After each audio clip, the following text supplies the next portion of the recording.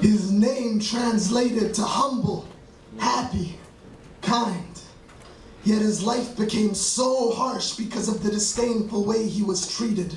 Instead of being able to go back to the family where he knew he was needed, he was forced to be tortured, follow orders, and normalize all of his beatings. Inside that literal cage, he would escape to the vast collection of all his readings. His name was Adnan Farhan Abdul Latif, and I'm not sure if you've ever heard of him, but he was a Guantanamo Bay detainee who was never once actually charged with anything. The very definition of being in the wrong place at the wrong time. At the start, he tried to plead to them that they had the wrong guy. He wasn't too big in size, a simple man who was trying to start his life fresh. In 2001, he went to Pakistan to get surgery from the injuries of a previous car wreck. It was cheaper medical attention. Who could have guessed he faced arrest? A wife and daughter back home who he made promises to when he left. He couldn't understand why the Americans saw him as Taliban. An Al-Qaeda affiliate was how his introduction always began. But for the decade he was locked up and constantly tormented. He was never once charged or even officially sentenced. He quickly found out that the war on terror can override the Geneva Convention. And the tactics they abused would end up being endless.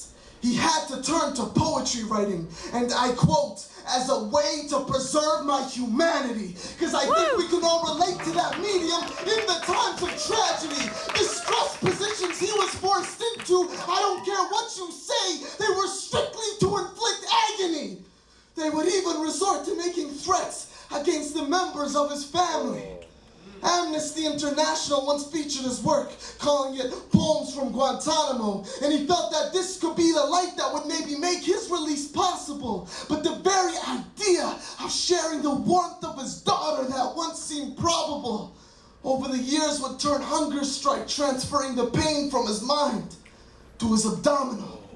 The pressure had started to get immense as he slowly saw some of his cellmates get freed. He felt like his turn could be next. That glimmer of hope is once again what made him believe that his day would come when his soul in shackles was no longer forced to bleed.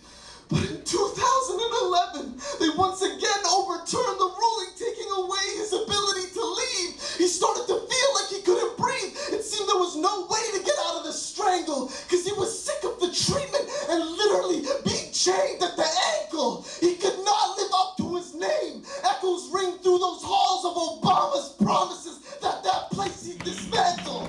And on September 8, 2012, humble, happy, kind, Adnan Farhan Abdul Latif decided that his life at Guantanamo was just too much to handle.